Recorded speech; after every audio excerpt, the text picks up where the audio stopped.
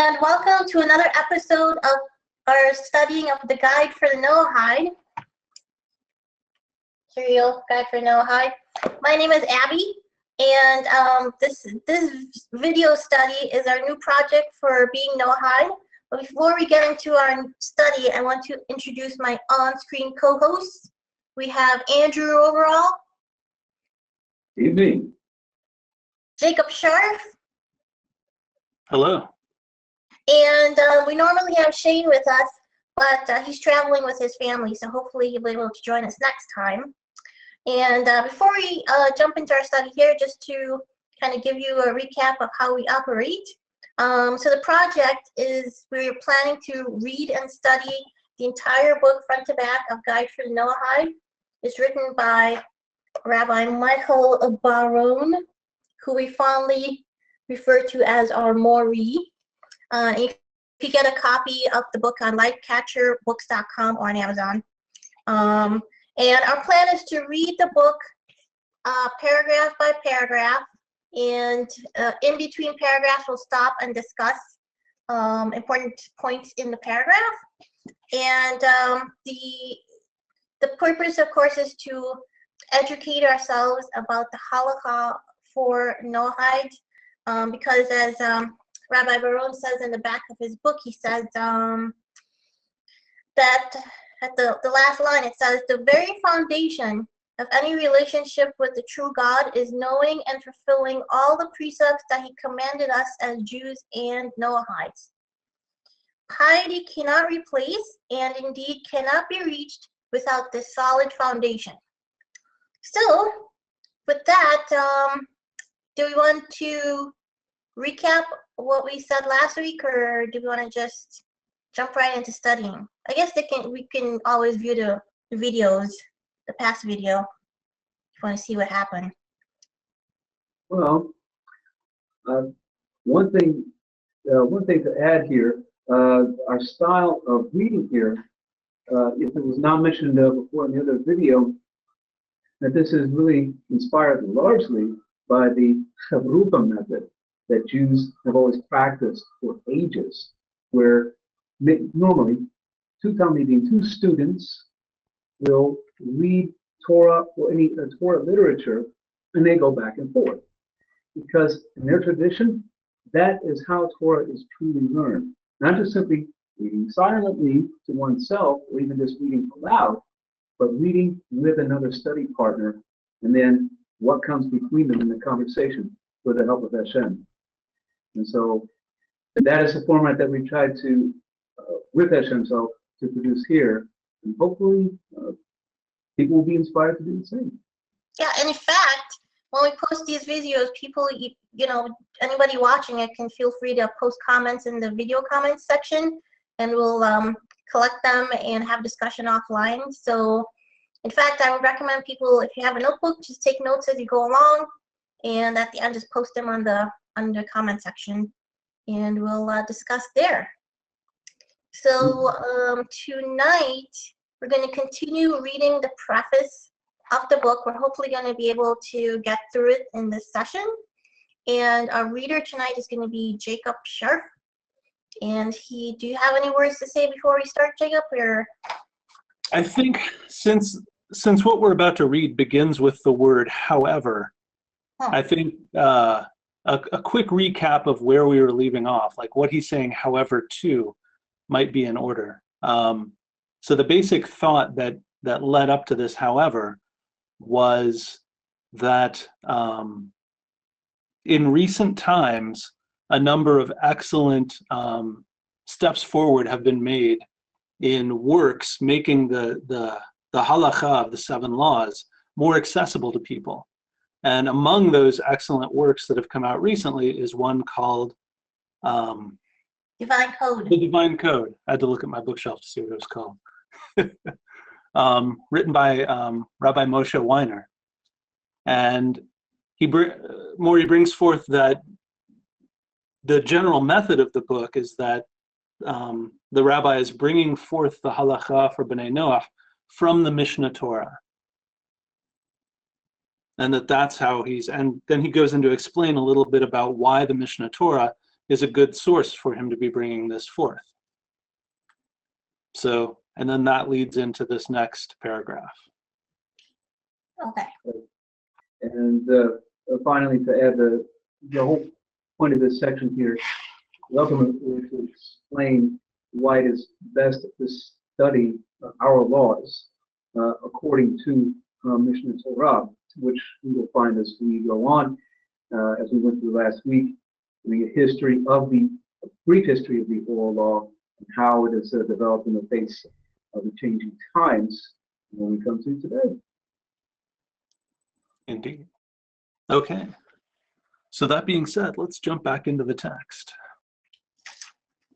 which is, if you're reading in the paper version, It's on page IV. Roman numeral 4. yes. Roman numeral IV. Okay. So it says, however, while Rabbi Weiner's groundbreaking work is very much based in RamBam's Mishneh Torah and presents the Noahide laws in a digestible format, it is not fully comprehensive. Moreover, rather than presenting the laws simply as they were codified and then restated in Mishneh Torah, the Noahide laws are interpreted in the broader context of Talmudic and post-Talmudic literature, a rabbinical style that is widespread in our times. RamBam intended his legal code to be understood as a system unto itself. In his epistle to his favorite student, Rav Yosef ben Yehuda, he wrote, and I'm going to just jump ahead into this quote rather than us pausing to discuss here. Hold on, sorry.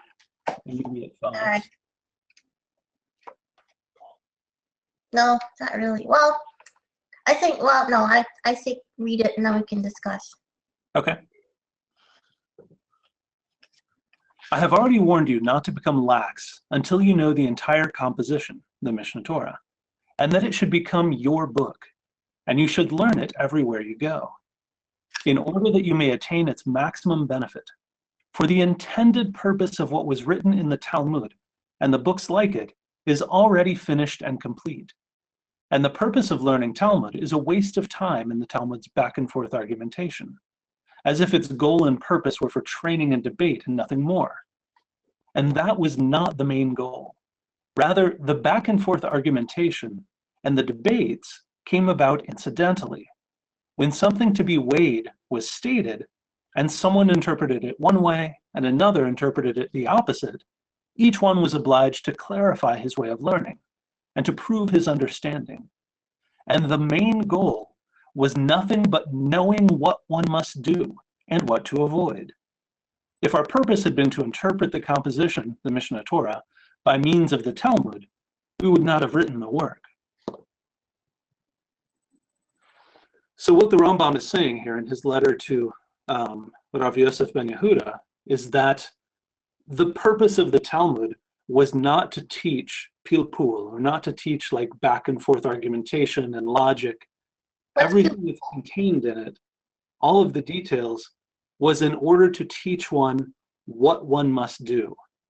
Basically, to teach you the final halachah. What am I supposed to do? What am I supposed to avoid? What's a pilpul? A pilpul is like back and forth argumentation, like So logic, debate, that sort of thing. now, is that what he means in the first paragraph we read? Is that what he means by rabbinical style, or is that something? Is that another point more he's trying to make? Yes, that is what he means by rabbinical style. That it's in the divine code, it's frequently bringing forth an opinion, like it brings forth the halachah from the Mishneh Torah, but then it brings forth differing opinions and then these other opinions, and sort of gives you sort of a back and forth argumentation rather than just telling you the halachah is this. Huh. And so RamBam, when he wrote the Mishneh Torah, he doesn't cite all the back and forth. He just restates the law as it is without the back and forth. Is that the point? Exactly. That was the purpose of the Mishneh Torah, was to take what had become, even in the 1100s, that long ago, the 1100s in the Common Era. It had studying Talmud and studying Mishneh and studying Tosefta and all these things had become sort of this very complicated, ocean of complexity, well beyond the common person. So he composed the Mishneh Torah to simply give you the simple final ruling, so that you didn't have to sift through and try to find it and pick out each final ruling from the discussion, but you could just have it laid out there before you. And we talked in the last video too that when you look at the Talmud, it does not cite so it'll lay out these arguments, but it doesn't cite what the correct answer is. Sometimes it does, sometimes it doesn't. It's kind of a hit and miss. Yeah, you can't just pick up the Talmud and like pull a random verse out of it and be like, this is true. It's in the Talmud, therefore it must be true. It doesn't work like that. Right. The Talmud is not written in a Western style at all. It's not just simply a different language, but a different style. Because we have to remember that the oral law was studied in order to be retained, what they call Torah Sheba'al Peh, meaning the Torah that is on the mouth. And despite how it may seem in our times now, people did then, what they still do today, have the capacity to memorize a great deal of information, given the time and the discipline to do so. And this would accompany what they already knew from the written Torah. So, the oral law being the explanations or the details of all of the commandments of Hashem. And that's the purpose of what we're trying to do here. It only seems complicated because when you're living in exile, things become increasingly difficult. You're just learning how to survive. And as Jacob pointed out, this is by the time of the RamBam, at that time, it was well over 1,000 years after the temple had been destroyed and would be restored in the days. So that's where he came to a point where he saw a solution needed to be found to clarify the law again. So to be clear, the Mishneh Torah is not a book of new laws, no, but rather a restatement of the oral law as it was already known, to be made available to everyone, scholar and layman alike. It would seem that really the only purpose for recording the back and forth then is to let, like, say somebody had a discussion 500 years ago about point A. If you record that discussion, then today we don't have to have that. We can look at that discussion and see it was already addressed and concluded without having to reinvent the discussion wheel all over again.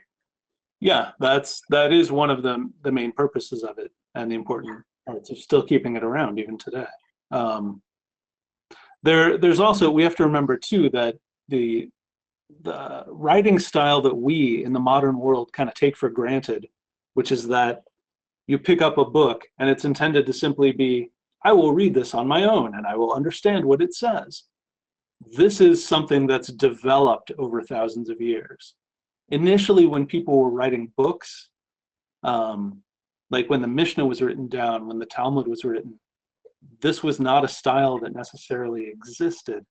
It might have existed in like the Greek culture, but not in every culture did that same understanding exist. So books like the Mishneh and the Talmud were never intended to just be picked up by random people and read. They were intended to be something that's accompanied by direct teaching. And without that, you're kind of not really able to understand what they're trying to actually say. Or you will misinterpret them in horrible, horrible ways. Mm-hmm. And before moving on, one more final point, and this is one of the most important things, right here at the end. And the main goal was nothing but knowing what one must do and what to avoid. As many of us who have left the church or left secularism, and then we come to find Torah, and we're learning from the Jewish people, and we're learning from their scholars, we learn from the rabbis. We come to them where they are in their time. And in their time, especially in the traditions that developed in Europe, the study of Torah became, as we have learned our own, studying under different rabbis, and also what we've learned from our own teachers, it had become increasingly abstract. Now, Torah has the purpose of increasing knowledge, the appreciation of Hashem, and increasing wisdom. But in more recent times, it has become a little more to that place of being a little more abstract and a tendency to be maybe very philosophical. And the main point of the Torah that Hashem wants from us is to practice His commandment. And perhaps you could speak more on that, Jacob. It's true. I mean, that's, yeah. We learn in order to do. Exactly. That's what we learned from the sages. And to bring it back around to the Mishneh Torah. So this is part of where the Mishneh Torah stands apart as an especially important work for us, in that it sort of bridges the gap between the Talmudic and the Mishnaic way of writing style and the more modern writing style that we're used to. The Mishneh Torah is designed as a book that you can simply pick up and read, and it's understandable to the common man. You don't necessarily have to have teachings that accompany it, although that helps, especially now, like 1,000 years after it was written almost. Well, but it was intended to be read. I think to having only read certain portions of it, I think that's where a book like this, and so with reading the Mishneh Torah, the way it's laid out, even that, you can't straight pick it up in the section that says Noahide laws. You still need a teacher and guidance on where in the Mishneh Torah to, study the laws regarding murder and theft, which is like a huge section. Right. It requires quite comprehensive reading, and really, the more you know of the entire work, the clearer the whole thing becomes, essentially. Yeah. Cool. Let's go. Okay, so let's continue. In his commentary to the above statement, Rav Yosef Qapahh, of blessed memory, clarified the intent of the RamBam. This is to say that the purpose of the give and take and debates and investigations that are in the Talmud are totally finished, according to our rabbi's opinion.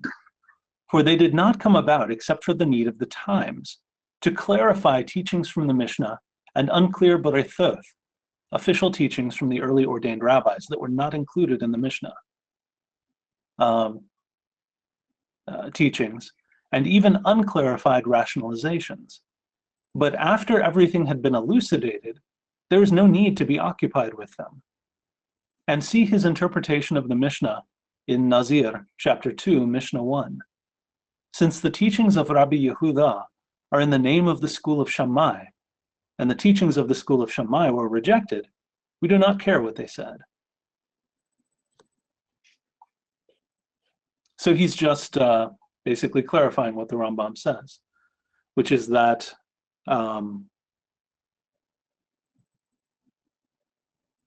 with a work like the Mishneh Torah, if you essentially have the final rulings and you can learn them from there, there's not necessarily a need to delve into the Talmud to try to re-extract them. They've already been extracted and elucidated plainly in the pages of the Mishneh Torah. And this is especially important for us Noahides. Now, here's the thing. A lot of Jews, and in a lot of communities, they'll tell you, look, we don't poskin by the Mishneh Torah. We don't make halachic rulings according to what the Mishneh Torah says. So this, the RamBam said this, but we go by the Rif, or we go by, the Rosh, or whatever else. So for Noahides, this is kind of less of an issue, because ultimately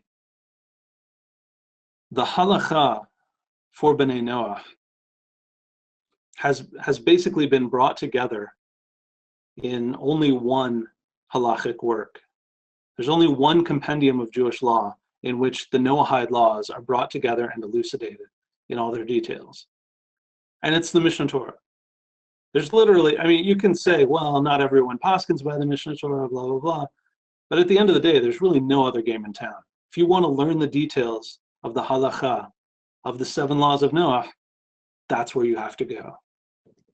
Well, and I think it's important to note too that even when people say they poskin by something else,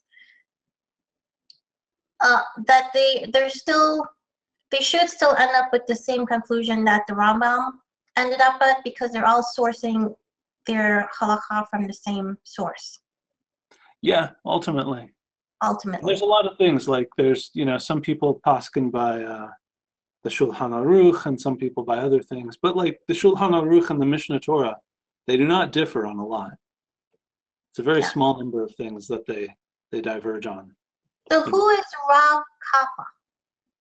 And why, well, so for people who don't know who he is, why is it important that he says this as opposed to, Abby on the internet? Andrew?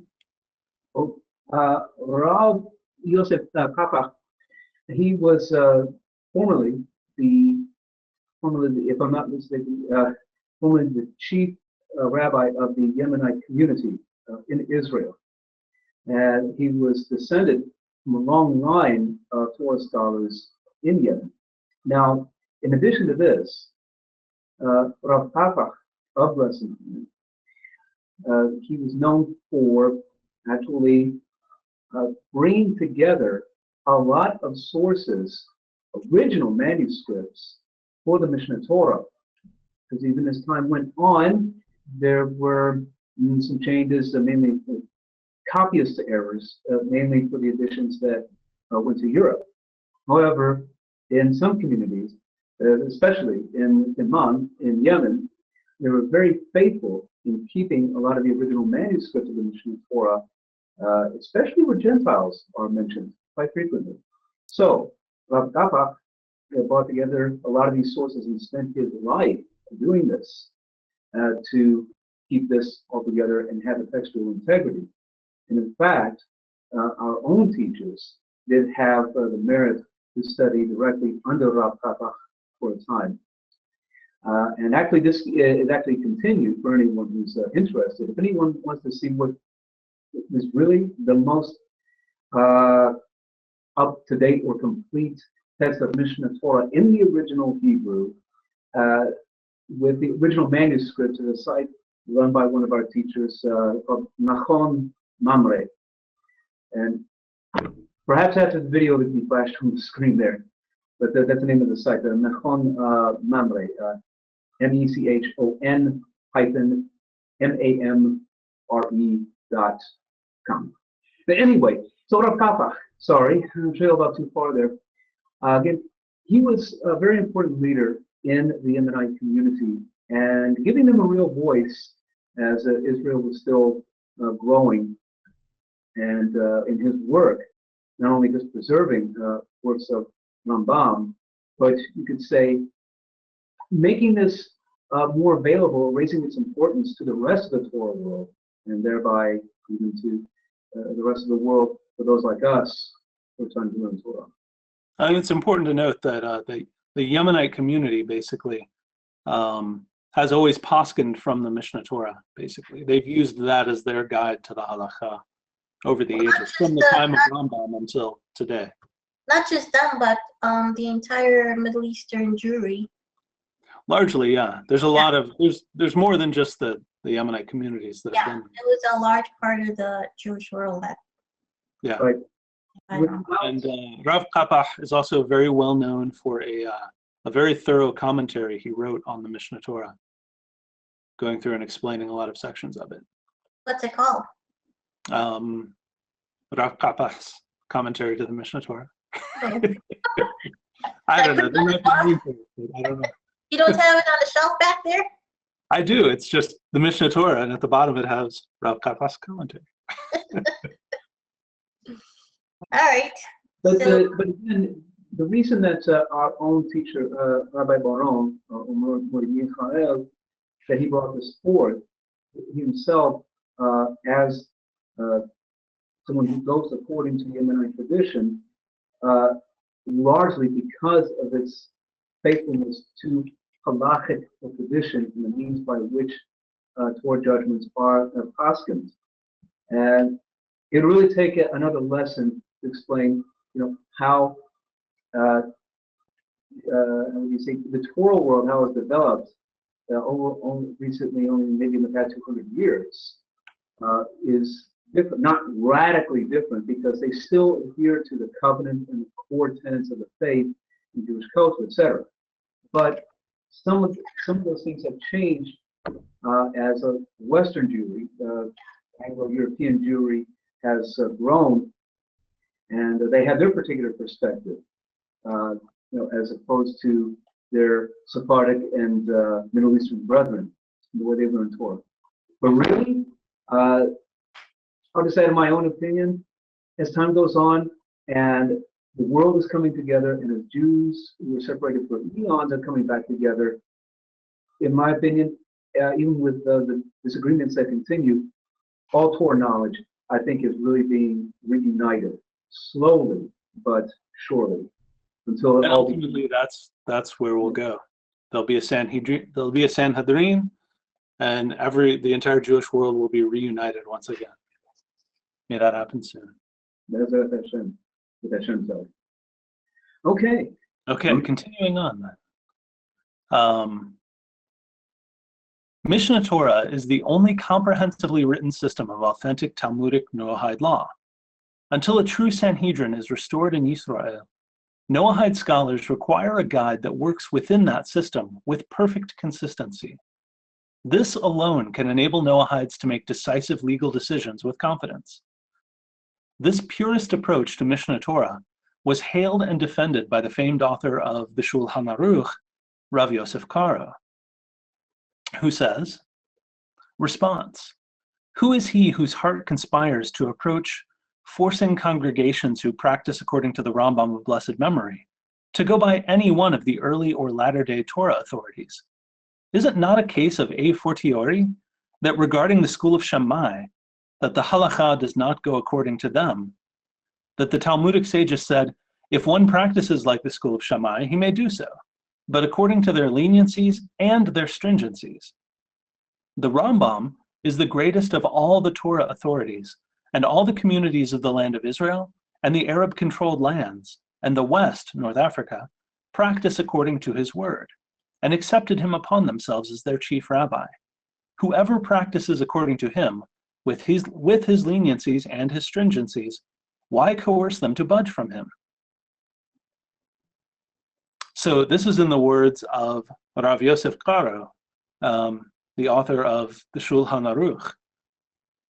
So he's saying that, look, if a community decides they want to go by the Mishneh Torah and poskin according to the RamBam, then they should not be coerced into not doing that. They should be allowed to do so. This reminds me of the whole the modern day discussion about taking on, if you're gonna convert or do something, you do it according to Ashkenazi, you're doing it to Sephardi. This must have been kind of the same discussion back then. Yeah, basically.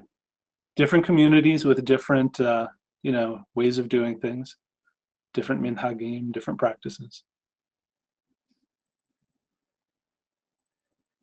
And even back in the days of when Yisrael was in their land, there was divergence of practice, within allowed bounds, even among the tribes themselves, which was respected. So I want to talk about this word where he says Noahide scholars. And I think we touched on this a little bit in one of the earlier videos, but in that first paragraph. So right now there aren't very many Noahide scholars. There's certainly not any, programs similar to like a yeshiva or ordination of any sort. We kind of talked about that before. But what, and I know you guys, we all study with more Mikhail, but what is the idea here about a Noahide scholar? Can read a book, this book, and become a scholar, and then you read till page 164 and now you're a scholar? How does that work? Yeah, exactly. Once you finish this book, blam, that's it. You're a scholar. Your papers will come in the mail. No, I'm kidding. No, it's what do they say? The crown of Torah is available to all. They must simply come and take it. Something along those lines. Yeah, elucidates. When I see Noahide scholars here, and it has some comparison with Torah scholars, it brings to mind the term that exists, and is actually a legal term, it's certainly among Jews, Talmid Chachamim, which means a student of the sages. So, someone who is a student of the sages, okay, is actually learning from others who have acquired more knowledge and learned from experience as well. I mean, certainly in our times, there's free inquiry, and it's something that's very prized, and it is a great blessing, but we must also learn from others. There's, of course, what Hashem says in His Word, and then there's also the wise who have inherited the tradition of learning, going all the way back to Moshe at Sinai. So, if we act as scholars, one, of course, is reading, right? And that's for gaining the knowledge, the intellectual development. At the same time, and again, I'm elaborating on how I'm reading this term, Noahide scholar. This is how I'm seeing it. There is the reading and studying, but there is also, of course, the practice of Hashem's commandments, as we mentioned, as well as trying to improve our own character. Because really that is part of what it is to be, I would say to be a truly just person, one who requires wisdom. Yeah, and I think too, having been in the Jewish world or in Torah world for a while, I think what I found is that the base level of basically every human being should be to be a scholar.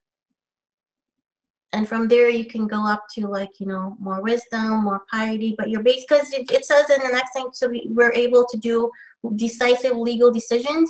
And I know, like I said before, from personal experience, I've had that issue because I'm not a scholar and I don't know the Halachah. So even like making decisions about what to do in a particular instance becomes difficult because of that lack of knowledge. I'll give you an example. Here's a story time. One time I was at work. Maybe I've told this story before in a previous episode. Yeah. About the vending machine. Did I tell that story before? Okay, then I'm right. It's a good story. Well, there's an incident with the milk in the refrigerator at work, but I won't bore you. But yeah, That's the thing. We exist in a world where basically everyone is an ignoramus regarding Torah knowledge. And regarding Halachah and how to live by it. Right. There's in an ideal world, we would grow up being taught Halachah and Torah. And by the time we're like 13, 14, maybe like around 18 or so, we would know Halachah backwards and forwards and inside out, and then just live our lives. And that wouldn't be considered being a great Torah scholar. That would be considered, your obligations. That would be considered basic. That would be considered, that's the base level of knowledge everyone is expected to achieve.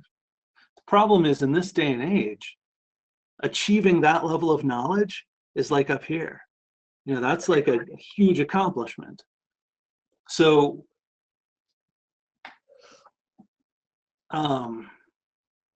that's just the reality in which we live today. And we'll get to the point, as humanity, where that comes back down to being a normal level of knowledge. And then people will be able to, some people will be like, yeah, I know what's required of me. That's good enough. And Baruch Hashem, I can live my life. I can grow close to Hashem. And that's really all I need. And that's fine. And then other people will be like, I want to delve deeper. I want to be a great, hacham, and they can like go and go further and further and become great Torah scholars. But that's not necessarily everyone's cup of tea. But we do all have a requirement to know what God requires of us so that we can do it. Why do we say cup of tea? I mean, we're in America. Why can't we say that's not my cup of coffee? Just saying. True. Tea is more delicious. Or that's not my favorite soup. Yeah. It's not whatever. Okay. You know what? Audience, please forgive me. It's really a simple way of saying Noahide scholars. Okay. I tends to be out here sometimes. It's really someone who knows the law. And that simply is. Someone who knows his obligations, okay? And here's one way to explain this, by way of the Halachah itself, which RamBam lays out in all the Torah study. And this is really how Torah is learned in this way, comprising of 3 parts. One is a study, when a person has a study time, dividing into 3. 1, studying the written Torah, and secondly, studying the oral Torah, which is what we're discussing here. And what's the third part? The third part is making the connections between what you find in the Halachah and what you find in the Tanakh. Not just the sources of the commandments themselves, but where you see Halachah, actually halachic situations played out, both in the Torah and in the Tanakh. And those connections that are made, you find the truths, the underlying truths and principles between them. That is what RamBam called Gemara. He wasn't referring to the Gemara that we know as Talmud, but Gemara being a process of that study and making those connections between the two, between the written law and the oral law. That is what is defined as Talmud Torah, studying Torah. And you see people, even we, do not have all the same obligations as Israel, right? They have 613 commandments, and when we think to ourselves, well, 7 laws, that seems simple. As we go forth, okay, some laws are very broad, and as life goes, they can be very complex. And it is important that we see, okay, well, what is God giving us to start with? Right? Just His commandments and also the halachah surrounding them. We make those connections when we study them, make those connections between, that is what makes us scholars. It's true. As we will see when we actually get into the meat of this book. And part of being a scholar is not just knowing, it's also doing. So like when you walk down the street and you see a penny on the side of the road, you know exactly what Hashem requires of you to do with that penny. Do you put it in your pocket? Do you find the owner? That's what the Halachah teaches us to do. Indeed. Most of us just guess or go with what our current tradition in our society is, and for me that's not good enough personally, but okay, carry on. Okay. So continuing on with the next section, the authentic RamBam approach of this work. A code of the 7 laws based on Mishneh Torah deserves to be taught strictly according to the will and true Torah outlook of its author. Therefore, with sincere, deep respect for greater scholars who have preceded me in this holy work, trusting in the Eternal One, whose Torah even wisens the simpleton, Psalms 19:8, I girded my loins to create a simple, unencumbered, yet as complete as possible, a guide for Noahides, rooted exclusively in Mishneh Torah and Bible. I cite no differences of opinion because they detract from the goal, to put all the laws of the Noahide covenant into the capable hands of God-fearing Noahide scholars. What I do cite, as much as possible, are the Hebrew sources for every law and teaching in the book, in the text. The goal is to give the inexperienced reader direct access to the study of the Hebrew sources, which were previously closed to him, to prove my position to the experienced scholar. I strive for a balance between presenting the laws in a format that is digestible, including explanations of the awesome logic behind the laws, while remaining unapologetically true to the literal meaning of the text. Beyond explaining the nuances of the law, I reveal to the reader the awesome logic, deep morality, and fairness of the Noahide laws, with pithy responses to the attacks of fearmongers and anti-Semites. In the third section, listing and explaining core universal Torah values from the Bible which directly involve and relate to Noahides, I strive to reveal the great depth and the lofty moral instruction not readily apparent in various biblical stories, while remaining as concise and free from burdensome philosophy as possible. Okay, so here he lays out his goals for the book, basically to lay out before the Noahide who truly wants to learn his Sheva Mitzvot, the basic details of the 7 laws. And I know from our learning from Mori Bar-ron, the goal of his book really is not to give you necessarily everything you could possibly need to know about the 7 laws gathered together in one book, but rather to give you a broad overview of the entire 7 laws, so that in reading this, you basically have the skeleton laid out before you, or the basic framework of how everything fits together. And then, for those who want to know more and to really delve into the various details of the 7 laws, you can go out and begin to study the Mishneh Torah to really understand, all of the details of the Halachah. And learn from a teacher, of course, as well. So on that note, one of the things he did, which I think was very important, is as he goes through your book and lays out all the Halachah and everything, he cites his source in the Mishneh Torah. And on top of that, he created an index in the back of the book of everywhere he's cited from. Yeah. So as we read, we'll see how that kind of works. But I think that's very important, because then you can check the source yourself. You can delve into it directly in the Mishneh Torah and learn that way. And the Mishneh itself, where there are good sources for that. And then to relating back to what he said previously, he and I think for me this was important, is that it doesn't get confused with various opinions about this person said so and so and this person said so and so, but we ended up deciding that, which is kind of what he was saying before, which is that let's just get straight to the point of what we're obligated to do. Okay, for the sake of brevity, we're going to skip the notes talking about changes to the 2nd edition book, and we're going to jump ahead to our disclaimer, where it says, continuing on page VIII in the book, or Roman numeral 8, our disclaimer. My hope and prayer are that the work succeeds in conveying how the Noahide laws, as learned directly according to the clear, simple understanding of the written Torah, and the chief, most complete and authoritative source of the oral Torah, the Mishneh Torah, remain as timely and essential today as they ever did in the distant past. It must be emphasized that even with this 2nd edition Guide for the Noahide is still a work in progress, as we aspire to create a complete Mishneh Torah for the Noahide. As much as we toiled to produce as flawless and clear a guide as possible, places for improvement will continue to be discovered, warranting a future edition. If any error should be found purely on the basis of Bible, Mishneh Torah, objective fact, proper grammar, or there is a problem of clarity, kindly report the problem to the author by email at torathmoshe@gmail.com.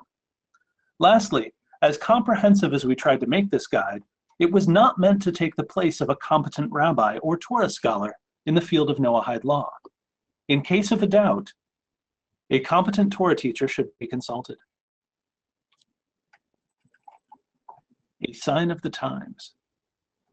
Perhaps these are the times that the RamBam referred to in his precious letter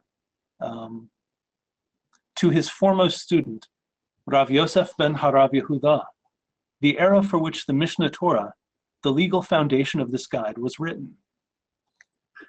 And all that I've described to you regarding who won't accept it, the Mishneh Torah properly, that is only in my generation.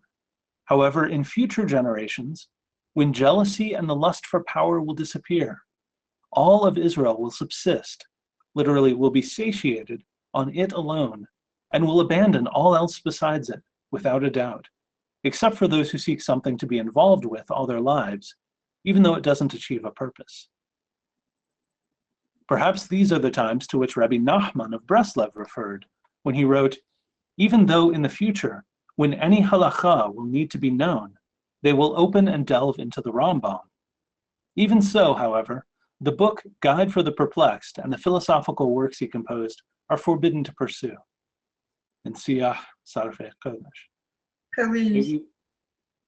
May we live to see the day in our lifetime when, as Yirmiyahu foretold, the whole law in its purity will be written on the hearts of the Jewish people, that is, known perfectly by heart, as it is written, "But this is the covenant that I will make with the house of Israel after those days, saith Hashem. I will put my law in their inward parts, and in their heart will I write it, and I will be their God, and they shall be my people." This will serve as a shining light and example to a non-Jewish world restored to the Noahide covenant. Mori Michael Shlomo Bar-ron. Cool. Very So good. there you go.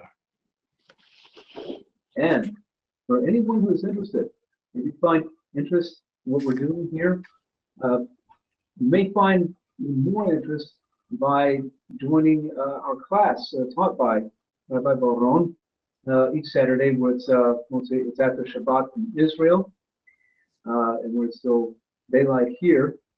And we'll make that available here on the link.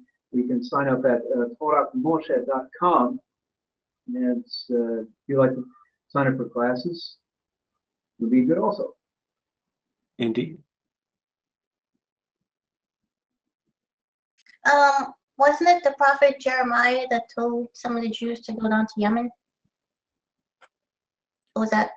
There is a legend about that among the Jews of Iman, that shortly before the Babylonian Empire overran Jerusalem, overran Yerushalayim, it said that the prophet said to them that if they wanted to keep all the traditions of the Torah, then they should go south.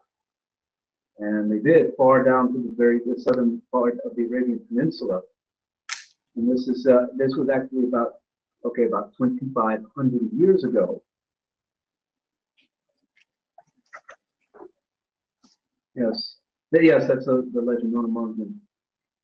And this should also be worthwhile too, that a rabbi had quoted this particular statement from the prophet, because oftentimes this is used by Christians to try to say, well, this is referring to the new covenant that we were all lied to about. Okay, the covenant to which he is referring here is nothing that replaces the Torah of Moshe, but rather it's like a reconciliation, which is occurring even right now, both Israel and us from among the nations, returning to the true path of faith in Hashem, the one God. That's true. All right.